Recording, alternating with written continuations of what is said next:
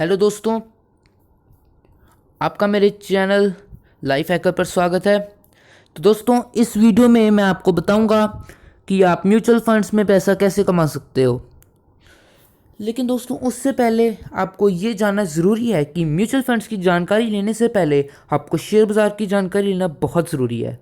और अगर आपको शेयर बाज़ार के बारे में नॉलेज नहीं है तो आप मेरी पिछली वीडियो जो कि शेयर बाज़ार के ऊपर थी उसे देख सकते हैं, जिसका लिंक मैंने अपनी डिस्क्रिप्शन में भी दिया हुआ है। तो दोस्तों, आपने टीवी पर सुना होगा म्यूचुअल फंड सही है। अभी कितने सही हैं मैं आपको इस वीडियो में बताऊंगा। तो दोस्तों, म्यूचुअल फंड्स की नॉलेज के बारे में जो ये वीडियो मैंने बनाई है इसे अब शुरू करते हैं। दोस्तों, म्यूचुअल फंड्स के बारे में आपको ये 4 पॉइंट्स की जानकारी होनी चाहिए।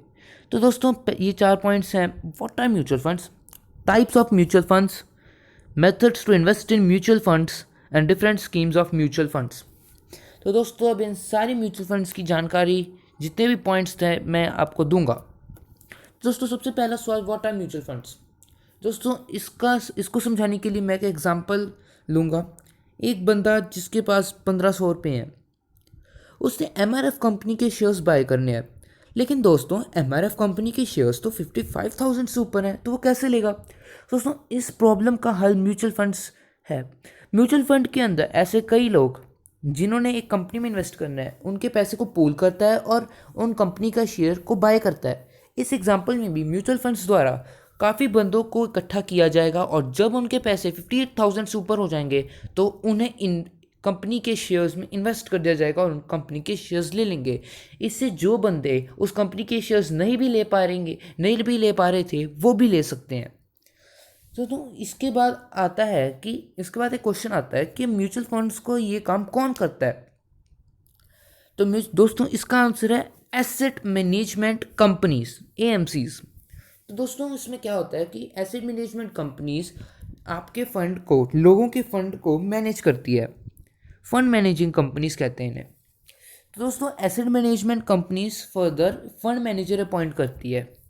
दोस्तों, ये फंड मैनेजर लोगों का पैसा इन्वेस्ट करते हैं। हर म्यूचुअल फंड के लिए हर कंपनी फंड मैनेजर को अपॉइंट करती है। तो दोस्तों, फंड मैनेजर का असली रोल क्या है कि ये इन्वेस्टर्स से मनी इकट्ठा करवाती है, कंपनी की सिक्योरिटीज़ में इन्वेस्ट करती है और उन जो सिक्योरिटीज से रिटर्न्स जनरेट होती हैं और उन्हें वो इन्वेस्टर्स में रिटर्न कर देती है, उन्हें इन्वेस्टर्स में बांट देता है। तो दोस्तों, ये था व्हाट आर म्यूचुअल फंड्स और fund manager asset management companies के बारे में। तो दोस्तों, मैं आपको आगे बताऊंगा कि म्यूचुअल फंड्स की कितनी तरह के हैं, क्या है टाइप्स म्यूचुअल फंड्स की। दोस्तों, म्यूचुअल फंड्स दो टाइप के होते हैं, debt mutual funds and equity mutual funds. तो दोस्तों, सबसे पहले शुरुआत करते हैं डेट म्यूचुअल फंड से। तो दोस्तों, डेट म्यूचुअल फंड्स में आपका पैसा डेट इंस्ट्रूमेंट्स में लगाया जाता है। तो दोस्तों, डेट इंस्ट्रूमेंट्स कई प्रकार के होते हैं, जैसे government securities, treasury bills, bonds and debentures, repurchase agreements, commercial paper, etcetera etcetera. तो दोस्तों, इसमें क्या होता है कि अगर गवर्नमेंट आपका पैसा म्यूचुअल फंड्स में इन्वेस्ट करना चाहती है डेट म्यूचुअल फंड्स के द्वारा, तो गवर्नमेंट डेट इंस्ट्रूमेंट्स का यूज़ करती है। डेट इंस्ट्रूमेंट्स का यूज़ करके लोगों का पैसा गवर्नमेंट लेती है और उन्हें डेट इंस्ट्रूमेंट्स के द्वारा इन्वेस्ट करके जो प्रॉफिट्स निकलते हैं वो लोगों में बांट देती है। दोस्तों, म्यूचुअल फंड्स जो डेट इंस्ट्रूमेंट्स के अंदर इन्वेस्ट करते हैं तो उन्हें डेट म्यूचुअल फंड्स कहा जाता है। दोस्तों, अगली टाइप हमारे पास आती है इक्विटी म्यूचुअल फंड्स। तो दोस्तों, इक्विटी म्यूचुअल फंड्स क्या है कि इसके अंदर आपका पैसा स्टॉक मार्केट में इन्वेस्ट होता है। दोस्तों, इक्विटी म्यूचुअल फंड्स में फंड मैनेजर ही डिसाइड करता है कि कौन से स्टॉक को खरीदना है, कौन से स्टॉक को बेचना है, कौन से स्टॉक को कब खरीदना है और कब बेचना है। ये चारों चीज़ें फंड मैनेजर डिसाइड करता है। इसलिए कहा जाता है कि फंड मैनेजर की परफॉर्मेंस और स्किल को देखते हुए ही हमें एक फंड मैनेजर अपॉइंट करना चाहिए और उनके साथ इन्वेस्टमेंट करनी चाहिए, क्योंकि फंड मैनेजर के ऊपर ही सारा इक्विटी म्यूचुअल फंड डिपेंड होता है। तो दोस्तों, उसके बाद आता है methods to invest in mutual funds.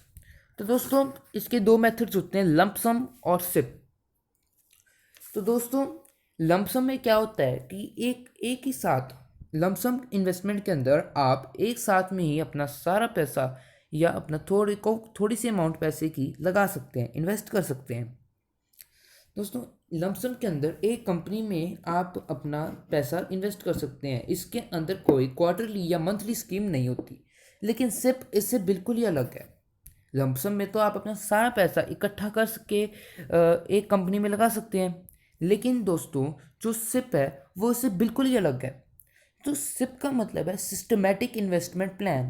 दोस्तों इसके अंदर आपका हर मंथ या हर क्वार्टर में स्पेसिफिक अमाउंट, थोड़ी सी स्पेसिफिक अमाउंट इन्वेस्ट होती है।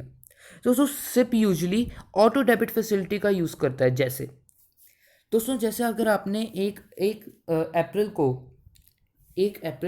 वन अप्रैल को आपने 1000 रुपीज़ इन्वेस्ट किया, तो दोस्तों सिप के अंदर आपका हर महीने की पहली तारीख को आपके बैंक अकाउंट से 1000 रुपीज़ डेबिट हो जाएंगे और सिप के अंदर इन्वेस्ट हो जाएंगे। तो दोस्तों इसे कहते हैं ऑटो डेबिट फैसिलिटीज़।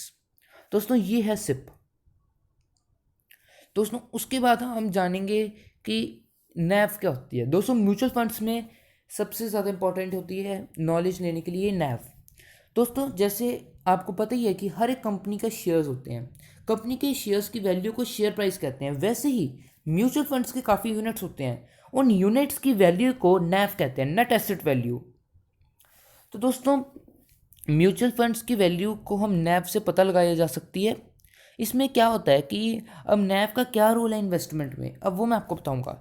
तो दोस्तों म्यूचुअल फंड्स में यूनिट्स लेने पर जो बंदे म्यूचुअल फंड्स में इन्वेस्ट करते हैं उन्हें कंपनी के जो यूनिट्स मिलते हैं वो कंपनी की नैव, नेट एसेट वैल्यू, और आपने जितना पैसा इन्वेस्ट किया उसे देखते हुए मिलते हैं। तो दोस्तों उन यूनिट्स पे जितने ज़्यादा आपको प्रॉफिट मिलता है, जितने ज़्यादा वो नेट एसेट वैल्यू बढ़ेगी कंपनी की, उतना आपको प्रॉफिट मिलता है। ये होती है नैव।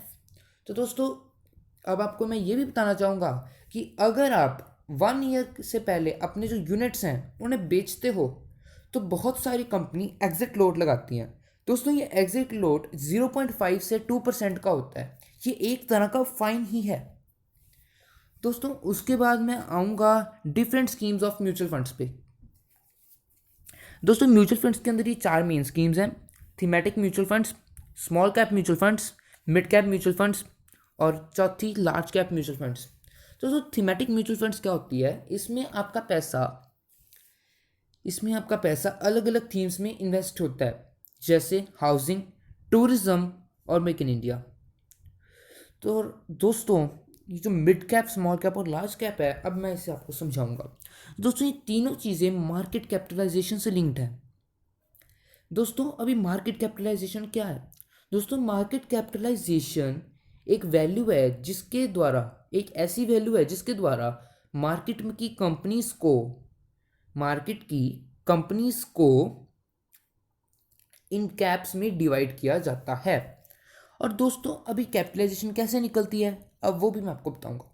तो दोस्तों हम एक लेट करते हैं कि कंपनी की 10,000 शेयर हैं और उसका शेयर प्राइस 100 है और उसकी, तो दोस्तों मार्केट कैपिटलाइजेशन निकलती है 10 लाख। ये कैसे निकली दोस्तों? 10 लाख निकली। ये कैसे निकली? मार्केट कैपिटलाइजेशन कंपनी के शेयर्स और जो उसका शेयर प्राइस है उसे मल्टीप्लाई करके निकलती है। और दोस्तों अब मैं आपको ये बताऊंगा कि इनके डिवाइड का क्राइटेरिया क्या है। दोस्तों जो 250 करोड़ से कम होती है कैपिटलाइजेशन मार्केट की, जो कंपनीज की कैपिटलाइजेशन 250 करोड़ से कम होती है, उन्हें स्मॉल कैप कहा जाता है, उन्हें स्मॉल कैप कंपनीज कहा जाता है। और दोस्तों जिनकी मार्केट कैपिटलाइजेशन 250 करोड़ से 4000 करोड़ के बीच में होती है उन्हें मिड कैप कहा जाता है। और दोस्तों जिन कंपनीज की मार्केट कैपिटलाइजेशन 4000 करोड़ से अबव होती है उन्हें लार्ज कैप के अंदर कैटेगराइज किया जाता है। तो दोस्तों ये हैं कुछ स्कीम्स, इनके अंदर आप इन्वेस्ट कर सकते हो। तो दोस्तों थैंक यू। मुझे पूरी उम्मीद है आपको इस वीडियो द्वारा समझ आ गया होगा कि म्यूचुअल फंड्स क्या हैं, और अब मैं जानता हूं कि आप म्यूचुअल फंड्स में ढेर सारा पैसा कमा सकते हैं। तो दोस्तों अगर आपको मेरी वीडियो अच्छी लगी हो तो आप इस वीडियो को लाइक कीजिए, मेरे चैनल को सब्सक्राइब कीजिए और बेल आइकन को दबाना ना भूलिए, ताकि जो मेरी अगली आने वाली वीडियो है best shares to invest in, वो आप देख पाएँ। तो दोस्तों कोरोना वायरस से बचने के लिए अपने घर में रहें, stay safe and bye. This video was by life hack.